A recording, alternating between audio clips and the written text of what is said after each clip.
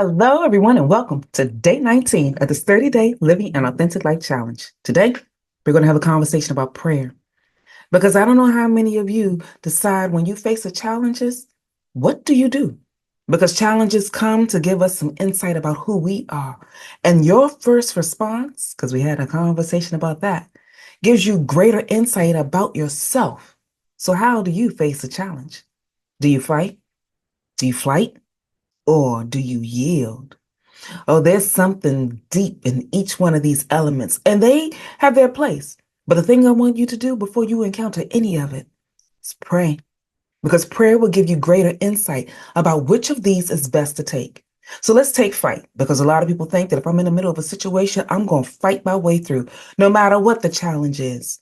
But fighting may not be the best solution.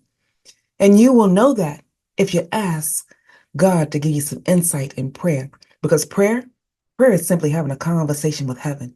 And who better to get greater insight from than the creator of the universe? So if God tells you in prayer that fighting is your best opportunity, then that is the thing that you will do. Because if he says it, then he'll be with you when you fight.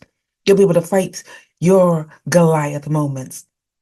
A lot of us love the story about David and Goliath. But before David ever went to go fight Goliath, he had a relationship with God and gave insight to what he needed in his quiet time and prayer moments with God. Because while he was out there taking care of the sheep and doing all those things, I'm certain, because we know David had lots of time talking to God. Prayer gives you the opportunity to have the conversations that you need. And it is in those moments that you'll get the insight when it comes time to know if fighting is your best choice. But then maybe you need to flight. Some of us need to just leave some situations alone. If you're in the heat of a discussion and you don't want that relationship to sabotage, you may just need to flight. Leave for a moment, let things calm down, because the last thing that you need to do when you are angry is say something, because we can think of all the things that we want to say when we're mad at somebody. Prayer will let you know, hey, this is not the time to have that conversation. Let this moment end for now and come back and revisit it later. But if you don't pray, you won't have enough insight to know what is the best thing for me to do in this moment at this time. Prayer will give you that insight. So here's the last thing, yielding. We don't usually hear the word yield. It's not an everyday common word. Yield just means I'm going to give in. If you decide that you're going to give in, it does not mean that you're giving up. It takes a strong person to decide that I will not say everything that needs to be said. I will not do everything that needs to be done. I will let this moment take place and I will go with the flow. It does not necessarily mean that you agree with everything, but sometimes finding peace will give you the opportunity to get a greater victory later. It's like winning a battle so that you can win the war. So yield to some situations because maybe there's a different perspective that somebody has. And when they recognize that you're yielding to a thought that they have, they may be more open to receive and to hear a better solution. Because some people are always fighting because that's the thing that they were told will help them get what they want. And if they have never had anybody that just yield to them so that they don't have to keep fighting, they don't know what to do with that.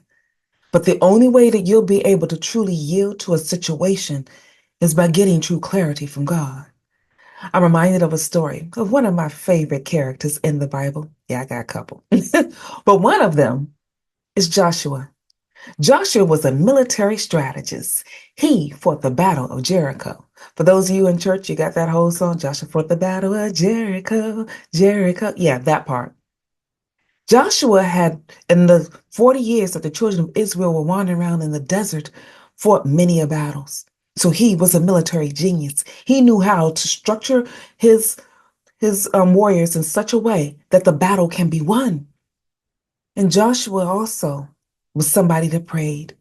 He went to God to ask God, what should I do for this situation? And when the children of Israel were about to go into the promised land, a land that they were already promised by God was theirs. Because here's something about yielding. There's something that God already says is yours. but you don't yet have possession of it. And when you are going to take possession of it, you're going to have to do a few things. For some parts of your moments of possession, you will have to fight to get what is yours. For some moments of possession, you'll have to flee in order for you to get stronger, because you may not be strong enough or have the exact strategy that you need to win that battle. But then there's some battles, some that you'll just yield to a greater insight than yours. And Joshua, for the very first battle that they had to deal with in the new land, Joshua yielded to a plan that God had that made no sense from a military strategy. You see, what God told Joshua to do was walk around the city every day, once a day, in silence.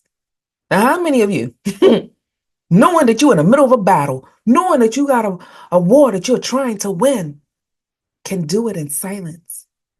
That's not my skill set, y'all. I had to grow and to learn and to be in the type of person that would be silent, to yield to a moment where I knew I could really beat this. I could win this battle in my mind's eye. But God said, no, yield. There were some things that I'm certain that Joshua was thinking, that I've encountered a situation like this before, but God said, walk around every day for 6 days in silence. I'll do that. And then on the 7th day, God said, walk around 7 times in silence. How about them apples? Now there's a change, because here's what Joshua had to do. From one day to the next, get a different insight. Because what God told him to do for 6 days straight, for some of us, when we're in our mundane moment, you do it every day, day in and day out, day in and day out. Our prayers can sometimes become mundane. You say the same type of prayers day in and day out, day in and day out. Maybe God is trying to give you the opportunity to yield into a different situation so that your prayers can actually get you the victory that you're seeking.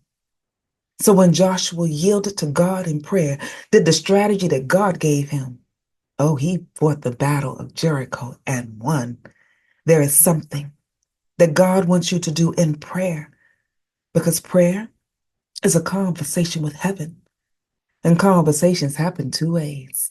You having a discussion with God, but you pausing long enough to hear what he has to say.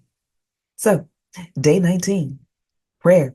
We're going to go a little bit deeper into getting a greater discussion about how do we really get the victories in our life when we yield, fight, or flight with prayer. If you want to join us, be quick, because we will be done at 7 p.m. Eastern Standard Time. So go to my website, tanyaehood.com. There you can click to join, and we'll continue this conversation. In the meantime, this is Tanya E. Hood, walking in my purpose. I want you to do the same.